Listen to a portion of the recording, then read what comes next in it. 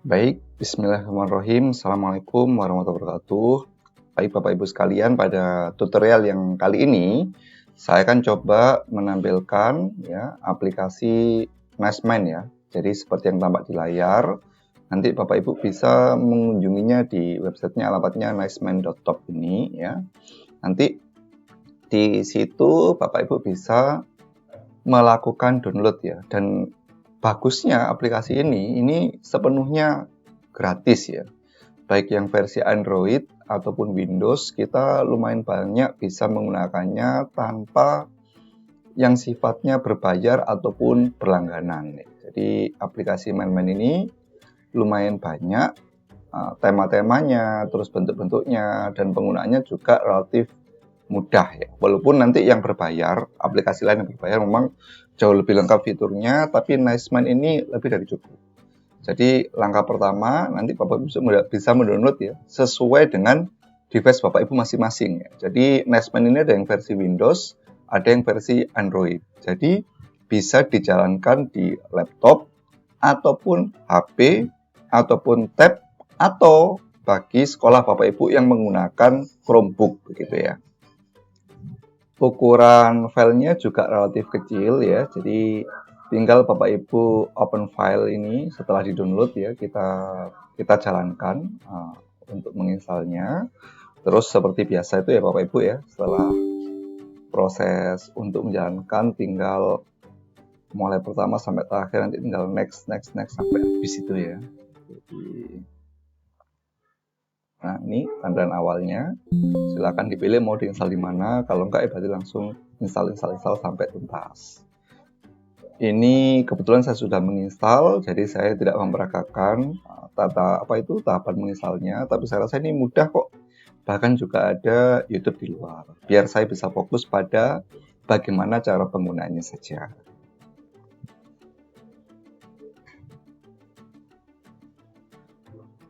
Baik, setelah terinstall, aplikasi Nicemind sudah bisa dicari ya. Nanti di komputernya Bapak Ibu sekalian. Di situ kita tinggal membuka. Nah, di sini ada beberapa pilihan Bapak Ibu di tampilan awal. Ada create mind map ya. Bisa juga bikin folder di dalamnya biar nanti mind map-nya lebih rapi. Jadi kalau create folder mengajar begitu ya. Maka nanti di sini akan ada foldernya juga. Bisa juga import. Import ini maksudnya apa? Kita bisa mengubah bentuk dokumen lain menjadi bentuk mind map ya. Tapi sementara yang didukung ini .opml, .md ya, .zip. Nah, itu mungkin Bapak Ibu agak tidak familiar. Nanti akan saya jelaskan saja bagaimana penggunaannya dan bagaimana mengintegrasikannya dengan ChatGPT ya. Kalau .md nanti bisa dihasilkan filenya pakai ChatGPT. Nanti saya contohkan. Nah, kita sekarang mengulik dasar-dasarnya dulu ya.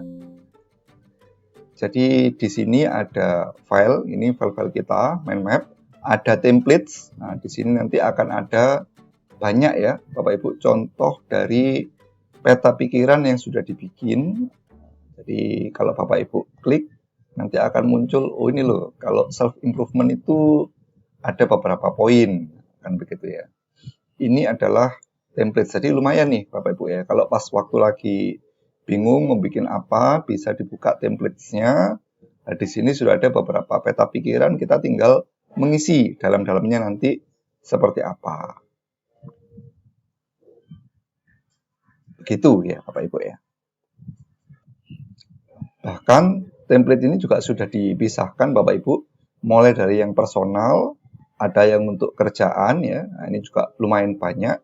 Berikutnya untuk yang pendidikan, mulai nulis esai, terus pembelajaran, belajar bahasa baru ya, dan sebagainya. Ini kalau coba kita lihat, misal ini resume buku begitu ya. Di sini kita bisa tulis nanti judul bukunya, terus pengarangnya siapa, tujuannya apa, begitu ya.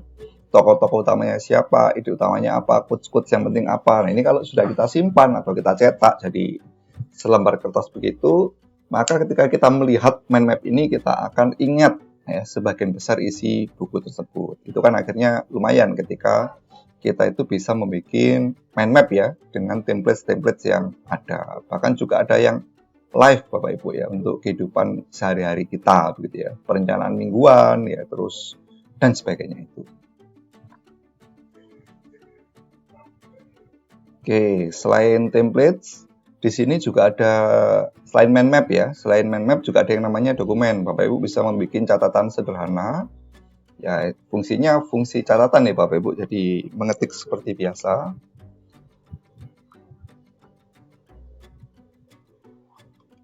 Nah, atau kalau yang sudah jadi kemarin yang saya gunakan untuk mengajar Bapak Ibu lah ini. Jadi saya gunakan untuk nulis catatan saja.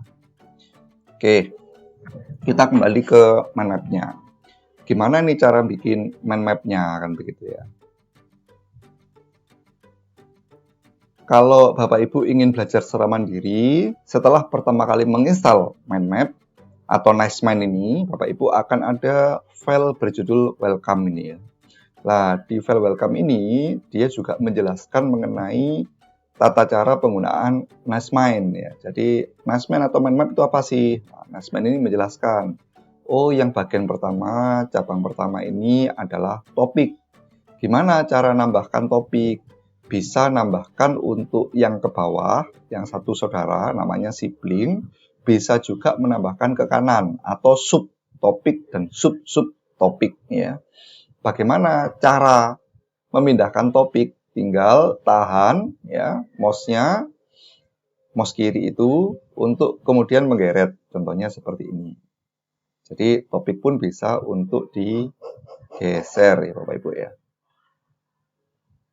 Nah, ini kan bergeser dia. Nah, kalau yang ini tadi, itu kalau kita pencet tab, tombol tab itu ya, dia akan memunculkan anaknya ya, atau subtopik. Kalau kita pencet enter, maka dia ke bawah. Jadi ini saudaranya, begitu ya.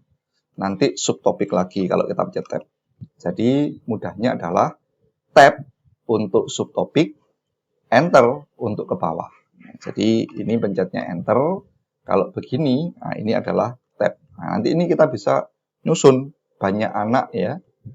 Ke bawah begini juga bisa ya. Jadi subtopiknya dari banyak dari sebuah bahasan tadi. Terus berikutnya topik toolbar, ini ada bisa juga menambahkan image ya. Jadi ini kita diminta untuk ini gambar ini petunjuknya kan untuk memindahkan gambar ya, untuk menambahkannya ini di atas Bapak Ibu. Jadi selain tadi kita bisa pakai tab sama enter, shortcutnya biar cepat, itu juga bisa pakai pilihan yang di atas ya. Apakah nambahkan subtopik, apakah topik ya. Terus kalau di sini kita diminta untuk menambahkan gambar, maka kita bisa pilih insert. Nanti di sini ada image ya. Nah, nanti Bapak Ibu bisa menambahkan gambar. Misal ini gambar yang sudah saya siapkan. Nah, dia akan langsung masuk ke peta pikirannya, ke mind map-nya ini. Jadi kalau Bapak Ibu punya kata kunci, punya gambar yang sesuai, itu bisa dimasukkan. Terus gambarnya juga bisa dipindah ke kiri, ke atas, ke kanan, dan seterusnya.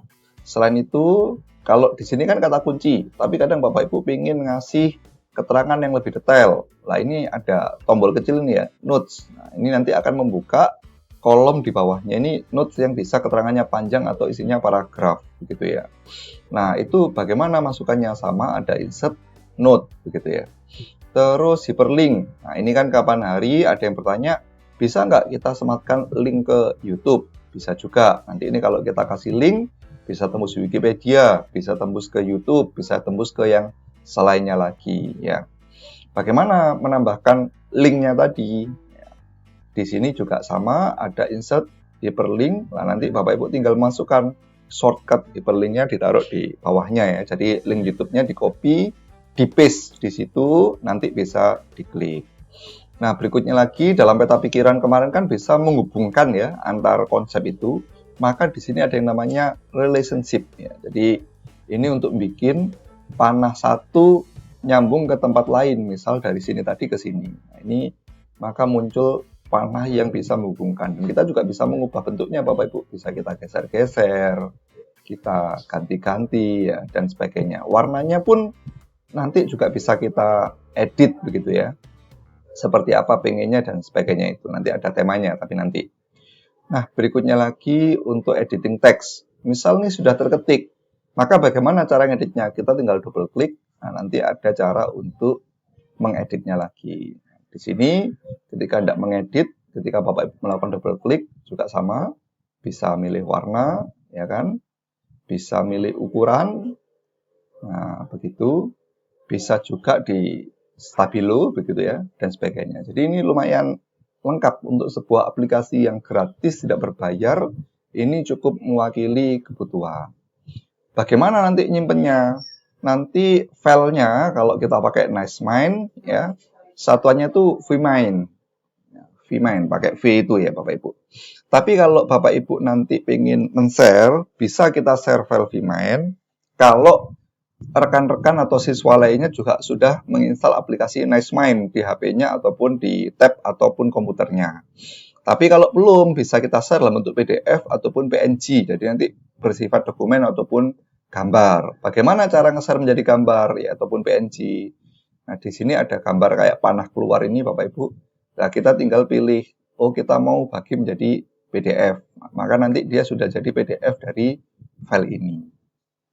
Ditunggu mungkin sekitar 1 atau 2 menit ya, nggak sampai Bapak Ibu. Nah, itu maka dia sudah jadi file PDF-nya. Nah, selesai. Jadi ini kalau kita buka, nanti foldernya itu, ini akan menghasilkan PDF dari mind map yang barusan kita bikin. Ini ya, ini PDF-nya.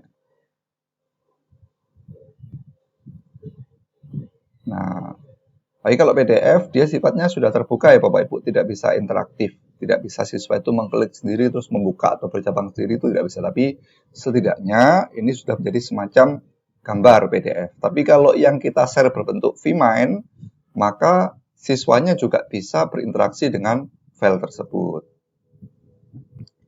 Itu. Terus di sini tentang tema dan style ya Bapak Ibu. Di sini bisa. Nah, ini ada beberapa pilihan. Misal ini kalau kita rubah menjadi gini, maka semuanya menjadi peta pikiran yang berada di sebelah kanan. Ya. Jadi semuanya pindah ke sebelah kanan. Kalau kita pilih yang ini, berarti ke kiri. Kalau ini, maka dia semacam membuat bentuk struktur organisasi, begitu ya Bapak Ibu. Terus ini yang kanan kiri tadi yang awal. Ini fishbone, biasanya digunakan untuk mencari sumber masalah. Kalau Bapak Ibu pernah belajar metode fishbone, nah ini dia bercabang kayak ikan.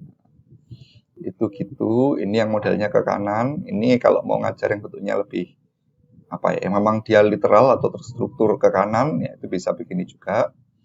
Bisa bentuk tabel, ya, jadi subtopiknya akan jadi semakin kecil, ke dalam dari ininya tadi. Bisa juga berbentuk yang agak abstrak begini ya Bapak Ibu, atau yang mengalir. Jadi ini macam-macam bentuknya. Selain macam-macam bentuk, nanti juga ada macam-macam selain layout ya, ada juga yang akhirnya mengubah warna tampilan ya. Ini begini. Nah, ini Bapak Ibu bisa pilih mana yang cocok. Kalau mungkin lagi mengajar di tempat yang terang, nggak pengen matanya lelah siswanya, bisa kita pakai tema-tema yang gelap. Ya. Ini ada banyak kreasinya.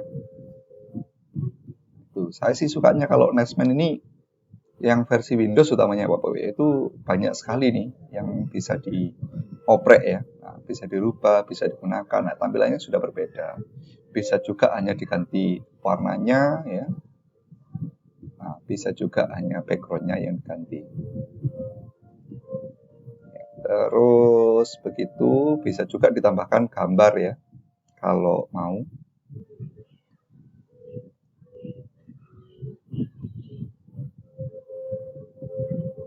Nah, jadi ini di NiceMind-nya sendiri sudah memberikan beberapa alternatif icon-icon ya yang mewakili kata kunci. Jadi begitu kan ya. Jadi enak Bapak Ibu nggak perlu nyari gambar lagi di luar. Tapi sebenarnya juga bisa kalau Bapak Ibu mau nyari gambar di luar terus disimpan terus di-insert image seperti yang tadi. Baik Bapak Ibu, itu tutorialnya ya. Terus kalau hal lain, nah, ini yang tombol-tombol atas apa? Ini biasanya ditambahkan lagi untuk bikin ke kanannya lagi. Bisa kita bikin lingkaran, ya, Ya, ini boundary, begitu ya. Kita berikan batasan. Mungkin ini yang mau difokusi dengan para siswanya. Bisa juga dibikin semacam summary. Ya. Jadi ini nanti dia bikin kayak kurung kurawal, ke kanan ada rangkuman. Intinya apa nih dari ini tadi? Itu juga bisa. Ini tambahan-tambahan lainnya, ini relationship sudah, marker ini untuk nandai aja kecil, kasih icon yang lebih kecil lagi. Ya, misal kalau Bapak Ibu lagi membahas pakai semacam pekerjaan, mana yang prioritas pertama, mana yang prioritas kedua, atau bikin kelompok-kelompok, subtopiknya dikasih tugas. Oke, ini kelompok yang mana? Nah, itu kita bisa pakai marker. Nah, pembuat Nesman ini bisa kita gunakan baik dalam rangka mengajar, kita presentasi ke siswa, bisa juga kita gunakan untuk interaktif di dalam kelas. Sekian tutorial pada Nesman. Sampai jumpa pada tutorial yang berikutnya.